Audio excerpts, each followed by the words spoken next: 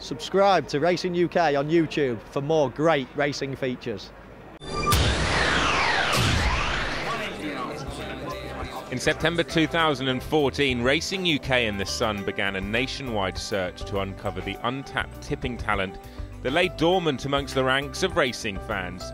You responded to the call with a plethora of top tips, from the odd celebrity selection The Arc de Triomphe is nearly upon us and I'm going for Tagruda. to the distinctly bizarre. I am the mud French tipster. 6 weeks later, we gathered at Kempton Park on an unremarkable Thursday evening with our specially selected grand finalists for what would prove to be a memorable night, and one in which we would crown our very first Tipstar. Go on, girl, get in there! Aye, aye!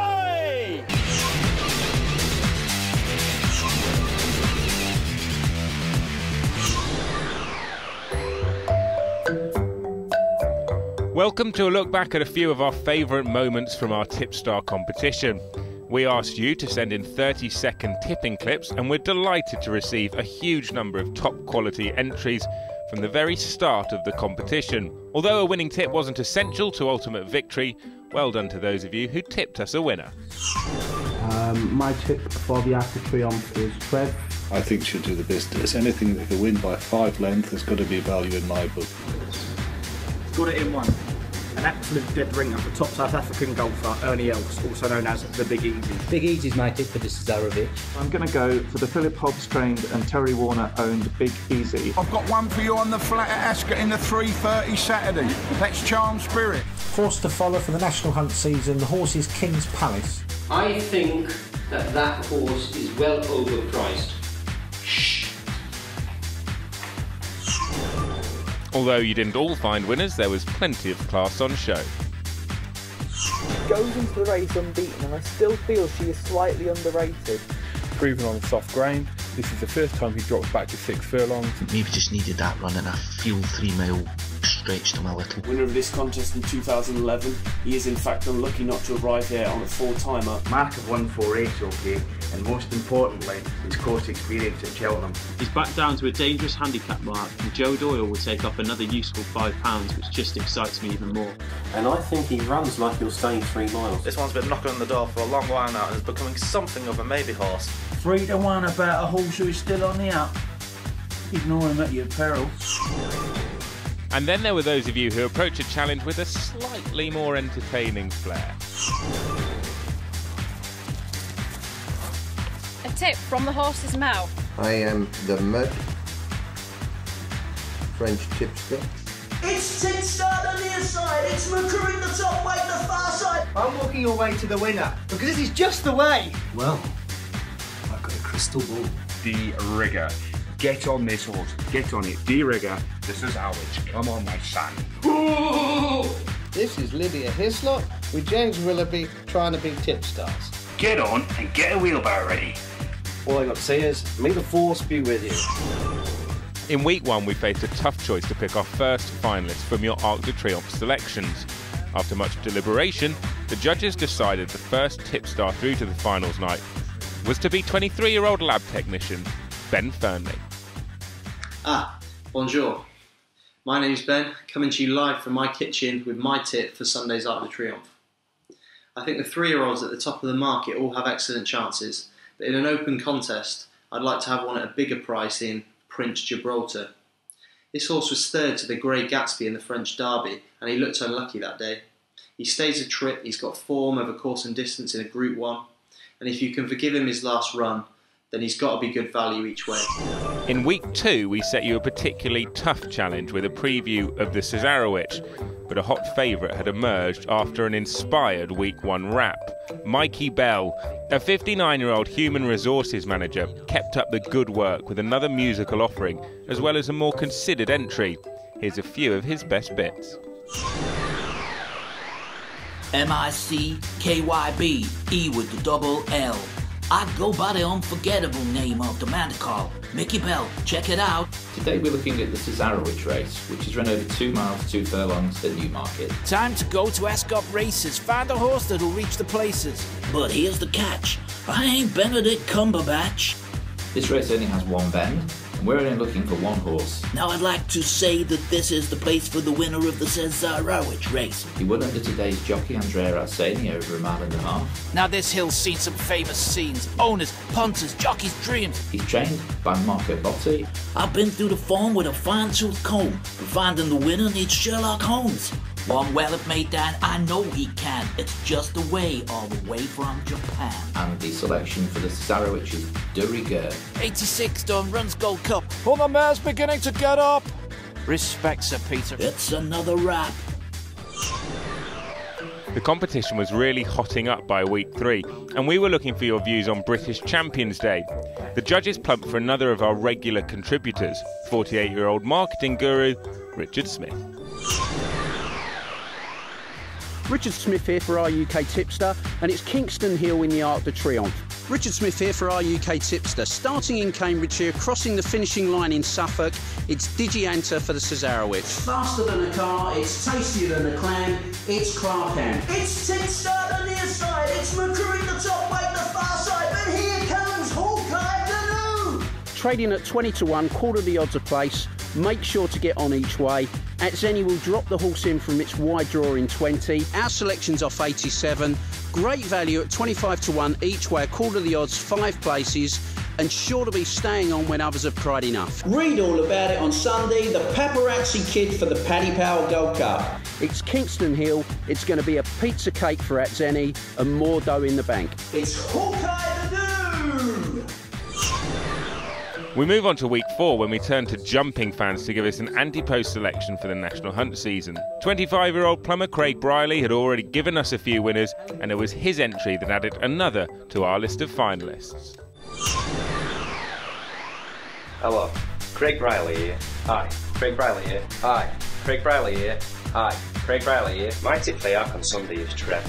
The way she destroyed that field 5 lengths last year was an absolute scintillating performance. If he's anywhere near to that standard again this Sunday, she's going to take all the beating. After tipping Trev to win the Arc on Sunday, I'm hoping I can do the same on Saturday bet for Cesarowicz. I think he may have found a diamond at the top of the handicap, and my bet for that race is Brass Ring at 16 to 1. After tipping 2 winning selections in the last 2 weeks, I'm very confident I'll bet into my telecom Saturday. My tip is G-Force in the British Champion Sprint Stakes. My close tip for the Jumps campaign this season is in the King George on Boxing Day. My tip is Simon C.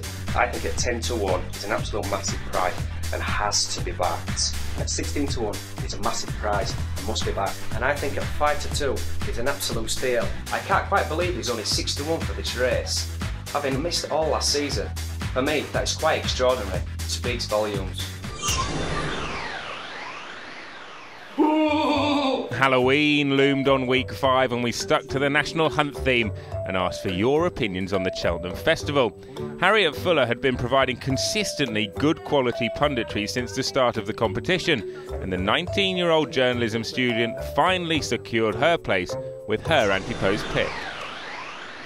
Hello, my name is Harriet and I'm about to tell you, hopefully, the winner of this Saturday's Cesarowicz at Newmarket. After a series of near misses, there is every chance that the enigmatic, inconsistent but clearly talented Gold Ship can provide them with their first victory in the race. And I'm hoping it will be third time lucky for me this week as I tip Peddler's Moon for the Kipco Champion Stakes at Ascot on Saturday. If the ground is verging on the softer side, I would fancy Side Bougie any day. The 5-year-old's stamina is assured and his class and quality is clear to see, having won 9 out of his 13 starts, collecting around £8 million in prize money. Instead of backing Quick Jack, who I personally believe won't be quick enough, we should all instead back Teak. He's been performing very well recently, including a very good result over in Turkey on extremely soft ground, which puts him in good stead for the ground at Ascot. I fancy him to once again be competitive, and I'm sure he will at least be in the placings and could well have his first success in the race next year. Cheers.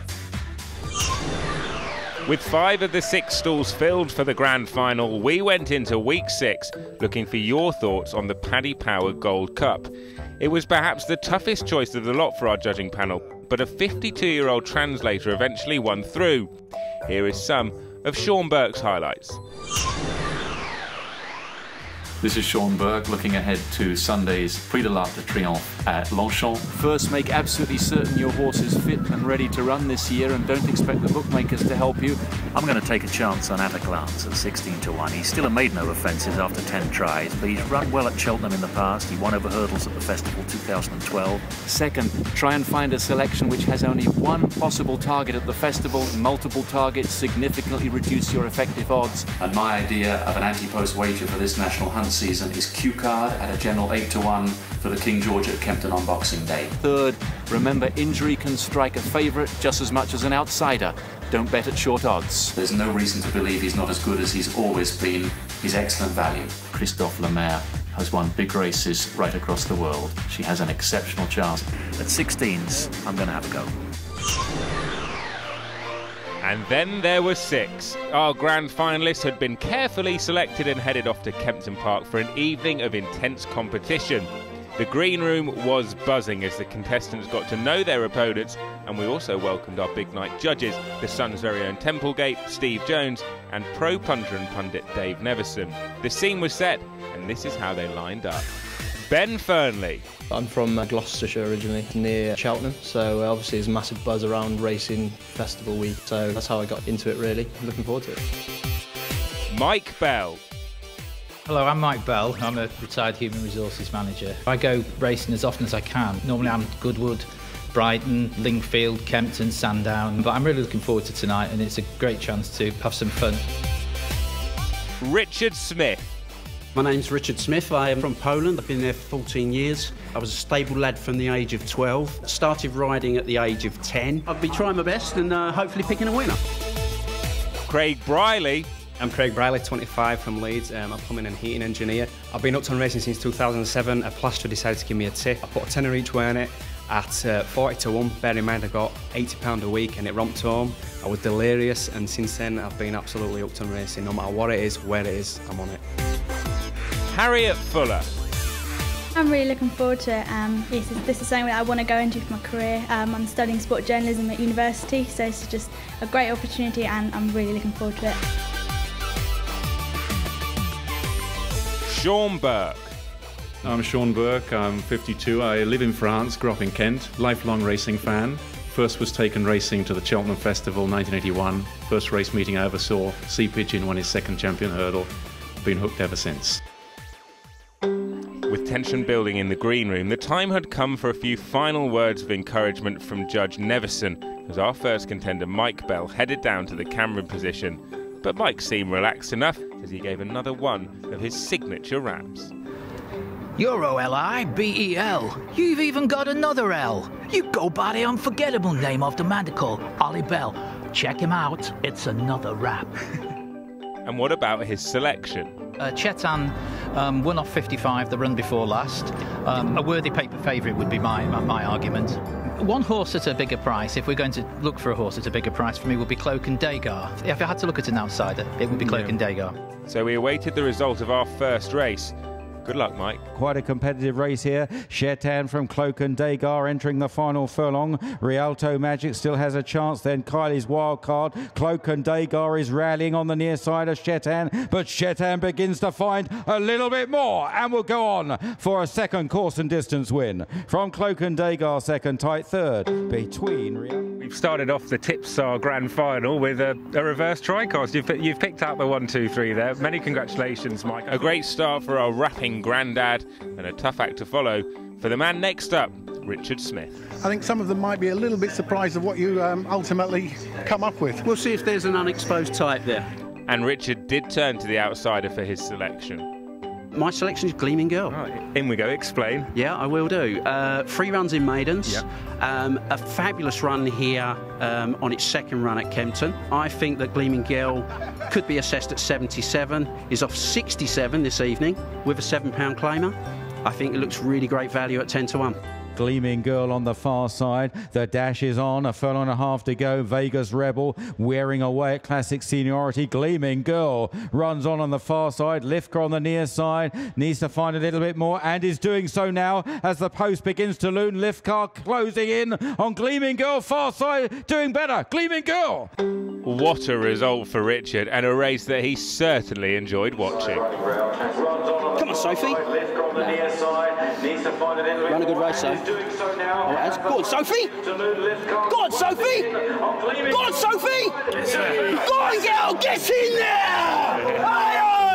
Richard Smith, just to my left, he's been thanking the jockey on her first winner because she's given this horse an absolute peach. Gleaming Girl, Richard, firstly, that is an inspired shout. Many, many congratulations. Thanks, were you confident in the run that you were going to get there?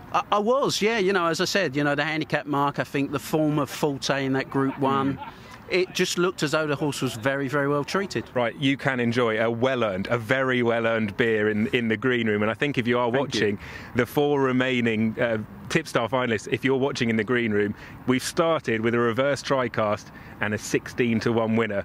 No pressure. So there was plenty to live up to for next in line, Harriet Fuller. You've been watching in the green room. What have you made of what you've seen so far?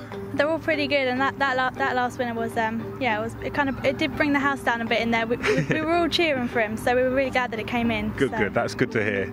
Has it heightened the nerves though? Yeah, it's a little bit more pressure now. Right now I need to find one that's a bit of a bigger price even, hopefully, but we shall see. Well, we're going to do that now. Try and do that anyway. I think we're going to have to go with Alex Ferguson's if there's going to be for a win one. But another one right at the bottom, the 3-year-old filly, Elbereth. She won her maiden over course and distance. She didn't do very well in a handicap afterwards, but she's got some potential there, and if she can pick herself up from that, you know, she's being given weight from everyone here, so she must have a good chance. Double Discount and Elbereth. Solidarity into third, Hedge End, then I'm from Govan. Solidarity is still closing on the far side, coming to joining in with Double Discount and Elbereth on the near side, inside the last, and Solidarity and Adam Kirby, and he's timed it well. Solidarity goes on to win. No luck for Harriet, sadly, but an enjoyable experience all the same. Was it easier than you thought, and analysing and sort of being the pundit, or was it tough? I was quite We'll move on to race 5, £25 free bet at timebet.co.uk handicap. It's over 7 furlongs. You did an excellent job. I'm going to join you and get warm now. So it's back to the warmth of the green room for myself and Harriet as Week 1 winner Ben Fernley prepared for his premiere punditry stint. And Ben wasn't too keen on the market leader. Is Serious Prospect's recent form a serious concern to you, or can you put that down to the heavy ground? Actually, looking at his sprint form, he's won over on soft ground over like I believe he's got Group 2 form over 6 furlongs on soft ground. So to be honest, I think he handles it. I think he's just one of those horses that's in and out, and I wouldn't be taking the price today, to be honest. He'll probably win now, I've said this, but I wouldn't be taking that price on him. We like that. Stick your neck on the block. Serious Prospect is making giant strides down the outside. Plucky Dip is reeled in by Serious Prospect, and Serious Prospect on his day is a serious horse, and we can see it now. Serious Prospect wins. We've seen a really impressive performance from the horse who's getting all the plaudits behind us in the winners' enclosure here at Kempton. Serious Prospect, a course record, Ben, and hard to compete with that. Yeah, it looked like an absolute burn-up up front, and to be honest, he's just relished the extra pace in the race because he stays 8 furlongs, so, you know, he's obviously appreciated that. Another solid effort from Ben Fernley with some great post-race analysis. How did he find the experience? Yeah, it was good. I had a lot of more points I wanted to say, but you know, 3 minutes either side. I thought I did a good job. Happy, but you know, everyone's been good this evening. Everyone's so far has put up a good bit of analysis, and we've obviously had a 16-to-1 winner. So yeah, I'm not confident. Our next contestant had no such concerns about his abilities, though. Let's hear now from Craig Briley. How are you feeling? Yeah, I'm feeling confident that I can get the winner for everyone here back in base. So, yeah, I won't go into too much about it yet, but I've been doing my studying, and I'm hoping that I can get a good nap of the day. So, what was the nap, Craig? I'm very, very interested in the Clive Cox runner here, Unforgiving Minute. He's been heavily supported, 11-4 into 7-4 today. I still think he's around 7-4. He's got Adam Kirby on board, fantastic jockey, he knows how to ride this track very well. He's currently working at a 35% strike rate, so we know the trainer's in form. He's 2 from 2 at Kempton, and he absolutely hacked up last time out, so that is my main selection. Unforgiving Minute picking up well there, going to the final furlong, but not quite to bed. Unforgiving Minute, Jodie's Gem, Glorious Sun, Aqua Ardennes and Outer Space and Jordan Murphy. They're all running on, but Unforgiving Minute is holding off Aqua Ardennes. Close home is another win. For Unforgiving Minute to Aqua Ardennes second. Tight third, Outer Space running on down the near side. Far side, Jordan Murphy. Craig, many thanks. Have you enjoyed it? Oh yeah, it's been fantastic, mate. You know, it's been an absolute honour being here today. You know, fulfilling my dream. I'm just a massive racing fan, yeah, and I hope we can do it again sometime. Another winner there, which just goes to show that the high quality of our Tipstar finalists. Could our last contestant live up to the pressure? Sean Burke was next up to the mic. I'm trying to look for a horse that might have a reason to perform better than it's performed in the past. Okay, and you think you might have one tonight? Well, we'll try. So what had Sean found for us? Well, the most interesting horse is definitely Russian Ice. She has just dropped down into 0 to 60 class. She's a horse that runs exclusively on the all-weather. And it was about this point last year when she started to run well. She took 3 or 4 runs to get going, as she has this winter. She's run 3 times. The last run was a great deal more promising than the first 2. And she is now rated 58.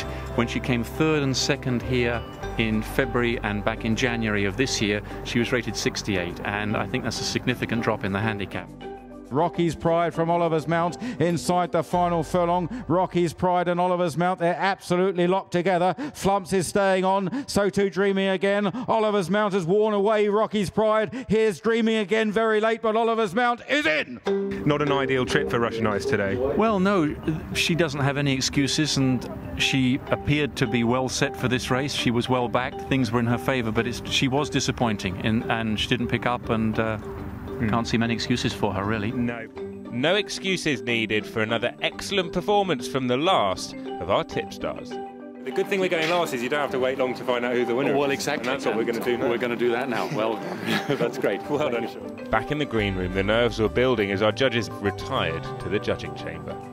You can see behind me Dave and Steve deep in conversation. They are in the judges' room. They're working out the winner of this year's Tipstar. And if we come into the... So, Steve, we've had 6 contestants, 6 racers. We've had one obvious standout result, but I'm not so sure that's the overriding factor in the decision that we're going to come to here. Well, obviously, tipping up a 16-to-1 winner is a great effort. But as you say, it's not just the results of the races we were looking for. It's all sorts to do with the presentation and the knowledge and the delivery. And we've had some great pundits today. So we started off with Mike in the 440, the nursery. And you couldn't have got off to a much better start. He named 3 horses in the race, and they filled the first 3 places. He got the TriCast up for us, so we already had some bullets in the bank there, and his presentation was very good. He obviously knew, he'd done his homework there. His knowledge of the game was good. There was no doubt he'd done his homework. He had a whole exercise book with yellow stickers on, or whatever, very reminiscent of a Lydia Hislop approach to racing, if you've ever worked with Lydia. But I mean, he came up with the goods. He put up an outsider that came good, and he put up a convincing case for them. I'm not absolutely sure about the wrap. Did we need a wrap at the end of it? I know Ollie put him under pressure to do that. I don't know whether that's for racing TV. All the best TV people had a catch line. Mike rapped his out. You've got to be original. It's another wrap. That's a wrap. Now, how can you top a 16-to-1 shot in a 4-horse race, ridden by a £7 claimer, having her first winner? It's either a shot in the dark, but I don't think it was. The way Richard put his case for it, he'd obviously been planning, and he told me before the race that he was going to put up the outsider. I thought at the time Richard was either being very brave or very foolish, and he made me look foolish because I thought a jockey, Sophie Killeran, who's promising enough but hadn't ridden a winner, and she has now, and Richard knocked it in 16-to-1 up on the line, and he'd said that is how it would happen. And also, Ollie was trying to steer him off the scent. Wasn't going to let him talk about Gleaming Girl, and he pulled him back and said, no, this is the case I want to make for the winner. So I just think it was a tremendous effort, and he got the result. Let's not forget Richard's presentation as well was exceptional. His knowledge, his reading of a small field race like that, which is often quite tricky. The big fields, you often know where horses are going to be, but when they're a little tactical affair like that, it's not always straightforward, and he hit the nail on the head there in some effort. Absolutely, absolutely. So we move on to Harriet, who did our 540, which is a big handicap, much higher standard of race. But she had a tough act to follow, and she didn't put up the winner. But I thought she came back after the race. Her post-race analysis was terrific. It was, and in pre-race, let's not forget, she put up Andrew Boulding's Albereth, who ran a really good race and hit the frame. So she wasn't too far away, Harriet. I thought she had a really pleasant presentation style on her, really easy viewing, and she's certainly got a future. She's only 19, and you could see that her knowledge was still there, even at a young age, and I was really impressed with Harriet. Yeah. So moving on to Ben in the 610 race, the hottest race of the day. He didn't get it right. That's for certain, but he presented a really good case, and afterwards, I think, if I'm honest, I think he was the best post-race judge. Oh, his post-race analysis was absolutely astonishingly impressive. He nailed everything in there for me, and although, like you say, he didn't come up the winner pre-race, he certainly was a winner post-race. And certainly I thought he was the most nervous. As I was walking him to the thing, he was definitely feeling the pressure beforehand. But if only he'd have just got over that in the initial stages, because he came good after the event. Once it was over, okay, he got beat, but he stood there and he just gave a really good run through the race for the viewers. This is a massive night day for these people, and you could see the nerves in some of them. Some of them kept a lid on it a little bit better than others. But like you say, after the race, Ben relaxed a lot better, and his post-race analysis was exceptional. Okay, moving on to Craig. Very much, if you like, the cheeky chappy of the night. Knew his stuff. Had a great way of presentation, which I think would have gone down well with quite a lot of our audience. He was relaxed. He was uber confident. I mean, within 2 strides of me walking him down the walkway, he told me that he was really confident he was going to give us the winner, which he did. Okay, it was a 5-4 chance, backed him from 9-4, but it won. And you can't knock him. He's the sort of guy who will just keep on taking the punches, come back and keep on delivering.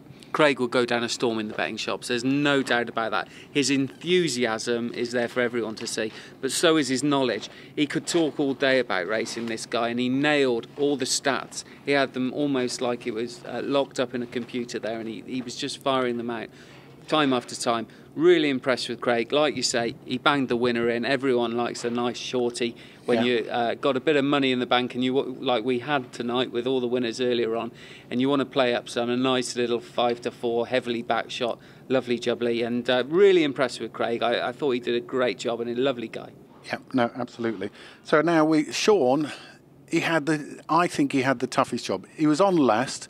He'd had the bar set really high, and he'd got the worst race of the night. He presented a massive case.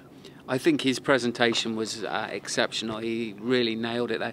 You could almost see him being an actor in another life, and he's done a great job for a guy that clearly put his homework in there.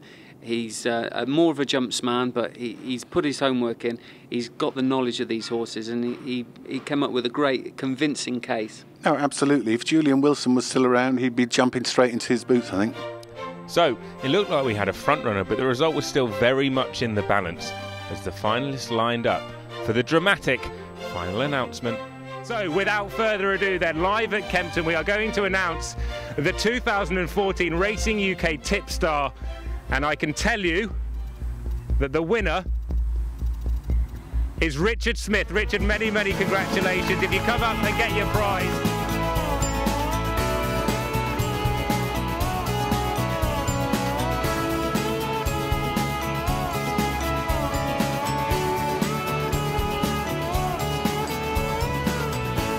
Well done, Steve. Thanks very much, mate. Really impressive. Thank you. 16-1 winner is good enough, but in a 4-runner race is massively impressive. What's it feel like to win? Did you expect to win after the 16-1 winner? After the 16-1 winner, I thought I had a very good chance. Yeah, I've got to be honest. But you know, there were some great performances tonight. From a perspective of just talking about racing, the analysis of the racing. I think we're all here. We all love our racing. I think that's clear to the public. We all love our racing, and we know what we're talking about in terms of analysing races. This is just amazing. It's just amazing. I'm gobsmacked. A fantastic night then, which we hope you all enjoyed. Richard Smith claiming his £1,000 prize money and a punditry slot on Tingle Creek Day at Sandown. Thanks so much also to all of you who took part, and we hope you enjoyed the experience. If you did, then don't despair. Tipstar is back with more great prizes on offer. So stand by your smartphones and get ready for Tipstar 2015.